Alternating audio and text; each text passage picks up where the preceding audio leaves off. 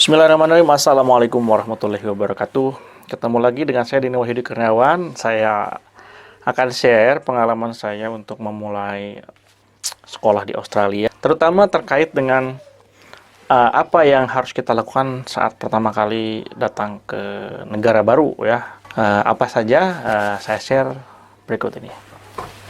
Yang pertama, kita harus secepat mungkin bisa menemukan kontak dengan komunitas yang ada di sana, terutama komunitas mahasiswa Indonesia ataupun komunitas orang Indonesia yang sudah tinggal di kota tersebut gitu ya, atau asosiasi pelajar yang ada di sana. Sebelum berangkat saya sudah masuk ke grup Indonesia Student Association of Griffith University. Kita bisa tanya-tanya nih ke para tuan rumah ini ya, mereka yang sudah duluan ada di sana, apa yang harus kita lakukan gitu ya.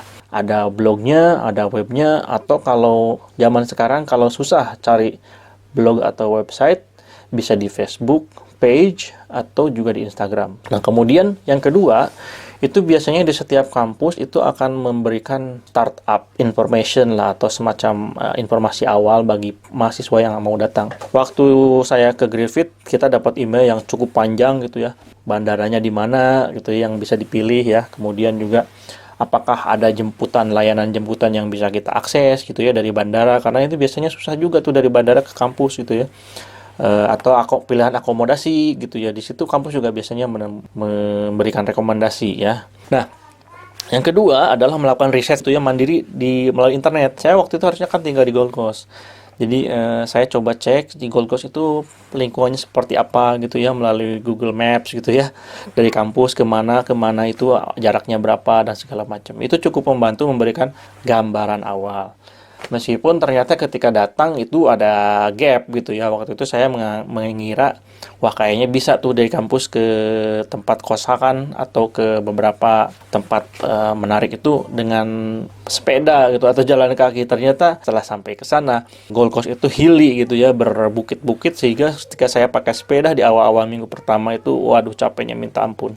Nah, yang ketiga yang harus kita lakukan adalah mencari tempat tinggal ya, terutama minimal ya tempat tinggal sementara. Biasanya tidak selalu memungkinkan kita akan mendapatkan tempat tinggal permanen di awal gitu. Agak sulit terutama dengan kondisi Australia sekarang gitu ya. Waktu itu saya tanya-tanya ke grup Indonesia dan juga ke kampus gitu ya, apa saja yang pilihan yang tersedia untuk tempat tinggal itu. Kalau misalkan dari kampus itu biasanya mereka akan memberikan rekomendasi tempat tinggal on kampus atau off kampus. Yang on kampus itu kelebihannya adalah akomodasi yang dekat dengan kampus atau bahkan di dalam kampus gitu ya. Kalau di Griffith itu ada University Village gitu ya. Di situ memang cuman jalan kaki sekitar 10 menit bisa nyampe ke kampus gitu ya.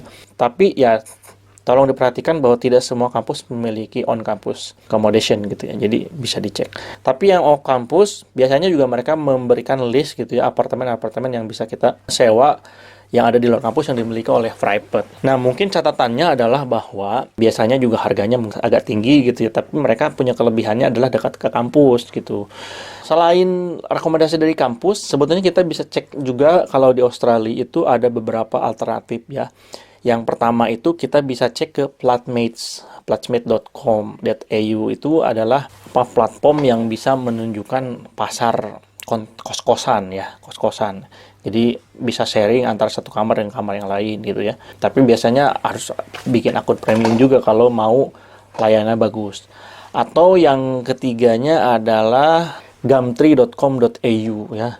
Itu juga ada di situ pasarnya. Kemudian atau yang ketiga melalui Facebook Market juga banyak yang bisa kita cek gitu ya, akomodasi setempat. Biasanya kata kuncinya adalah share house atau share apartemen atau share accommodation gitu ya. Di situ ada banyak. Mungkin kekurangannya di sini kalau Platsmate atau Gumtree atau di FB Market ya privasinya kurang, karena kita mungkin kamarnya terpisah tapi kamar mandi harus sharing, dapur harus sharing kalau mau masak dan segala macam. Tapi memang lebih murah. Jadi kalau untuk yang single sementara atau yang punya keluarga tapi keluarganya belum berangkat bareng, mungkin bisa tinggal di seperti itu dulu. Nah, yang ketiga, alternatif akomodasi itu ya melalui pasar real estate gitu ya. Kalau di Australia kita bisa cek di realestate.com.au ataupun domain.com.au, atau ada banyak website yang lain juga. Nah, ini mungkin untuk keluarga yang cari minimal 2 bedroom, ada kamar mandi sendiri. Ya, yang intinya satu rumah kita kontrak sendiri itu bisa dicek di realestate.com.domain.com.au gitu ya. Harganya ya lumayan lah itu, dan biasanya aplikasinya juga lebih panjang. Nah, alternatif keempat biasanya ya pada bulan Juli ataupun bulan Desember ada orang mahasiswa Indonesia yang mau pulang, kontraknya mau selesai. Nah, rumahnya kita take over gitu ya. Cuman ya kemungkinannya mungkin lebih kecil. Pertama, karena tidak semua yang punya rumah atau agen yang menyewakan rumah itu dia mau men-take over berdasarkan rekomendasi ya. Tapi ya kemungkinannya masih ada, karena rekomendasi dari penghuni sebelumnya biasanya lebih diterima gitu ya. Nah, ini bisa. Nah, yang ketiga yang harus dilakukan lagi ketika datang ke Australia atau ke negara baru, buka rekening secepatnya. Karena itu penting. Pertama, kalau kita punya beasiswa, kita tidak bisa menerima uang kan ke rekening yang di luar Australia. Jadi harus dari rekening yang dari Australia. Kedua, juga pentingnya buka rekening itu karena untuk aplikasi rumah, untuk aplikasi yang lain-lain itu kita harus menunjukkan itu juga. Kalau di Australia itu ada banyak sekali bank yang bisa kita pilih. Ada Commonwealth yang paling banyak dipakai, kemudian ada Westpac Bank, ada NAB, ada ANZ nih kalau di Queensland ya. Tapi saya pakai Westpac Bank waktu itu. Ya, ada beberapa catatan ya saya. Yang pertama, untuk membuat akun itu bisa online rata-rata. Tapi untuk mengaktifkan itu tetap kita harus datang ke cabangnya masing-masing. Nanti ketika ke bank itu kita harus menunjukkan dua bukti. Pertama paspor, yang kedua kartu mahasiswa atau SIM ya kalau ada SIM, tapi SIM internasional biasanya nggak diakui. Dan yang ketiga itu biasanya diminta adalah nomor pajak NPWP. Ya, sebelum berangkat bagusnya sih bikin NPWP dulu ya. Informasi lain terkait pembuatan rekening bank itu bahwa di sini hampir semua bank itu menawarkan paket promo bebas biaya admin untuk mahasiswa. Karena di sini biaya administrasi itu cukup besar ya, $13 per tahun. Jadi ya, lumayan lah gitu ya. Rekening bank kita itu perlu diisi ya, karena kalau mau aplikasi rumah dan segala macam itu kita harus menunjukkan. Ya, biasanya kalau saya waktu itu bawa cash dari Indonesia gitu ya, cash yang cukup banyak.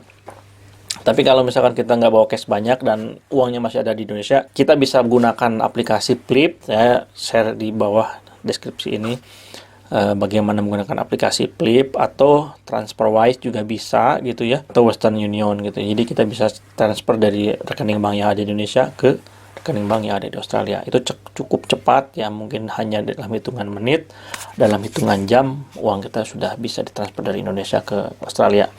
Nah, rate-nya mana yang paling bagus? Saya waktu itu sih cek Flip paling bagus, yang kedua TransferWise, baru ke yang lain-lain gitu ya.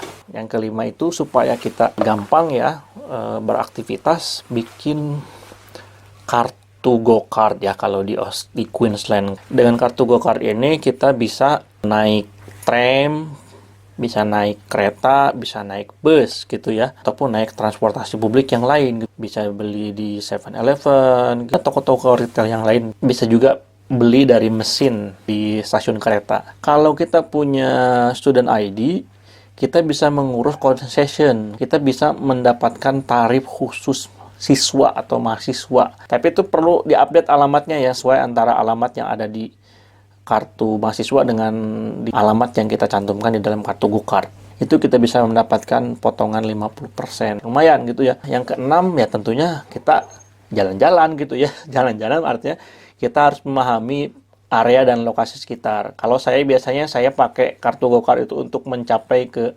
stasiun kereta yang paling akhir dan yang paling awal. Waktu itu saya bolak-balik dari bandara ke Gold Coast ke bandara untuk tahu ini kalau saya nanti jemput anak istri pakai apa gitu ya, atau jalur-jalur yang dari rumah ke kampus, dari rumah ke tempat belanja atau ke masjid atau kemana gitu. Jadi kita harus penjelajahan lah kalau kata anak pramuka ya. Nah, yang terakhir adalah ya beli kebutuhan barang-barang rumah tangga ya. Itu toko yang agak lengkap ya, dari mulai peralatan dapur, peralatan elektronik, baju-baju, mainan anak itu teman-teman bisa datang ke Kmart. Itu harganya murah, barangnya lengkap, toko segalayak lah. Tapi yang nggak ada makanan aja di situ. Mungkin alternatifnya selain Kmart itu ada Target gitu ya, ada Big W, kemudian ada Bunnings Warehouse gitu ya. Bunnings itu biasanya alat-alat berat, tapi di situ juga ada barang-barang yang retail yang bisa. Atau ke IKEA kalau yang dekat ke Logan Center ada IKEA gitu ya. Kalau untuk belanja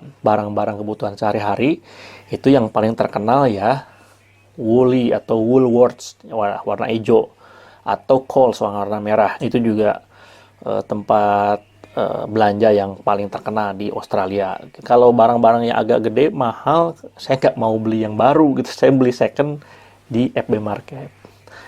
Tapi kalau misalkan beruntung gitu ya, tapi ini harus punya kendaraan.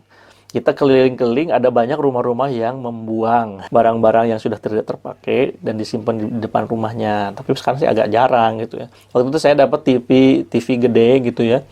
Saya dapat meja, bangku itu orang buang di luar yang kondisinya masih bagus, saya ambil saja. Mungkin ini saja beberapa hal yang menurut saya penting untuk diperhatikan bagi yang baru datang. Jangan remehkan ya proses settlement, adaptasi di awal itu, karena kalau kita belum settle, belum benar-benar menapakkan diri di sini, ya belum adaptasi, kita juga belum bisa belajar dengan baik gitu ya. Semoga bermanfaat, silahkan di-share. Jangan lupa kalau ada pertanyaan bisa di komen juga, nanti saya akan berusaha untuk jawab. Dan jangan lupa subscribe ke channel ini. Sampai ketemu lagi di video selanjutnya. Terima kasih. Assalamualaikum warahmatullahi wabarakatuh.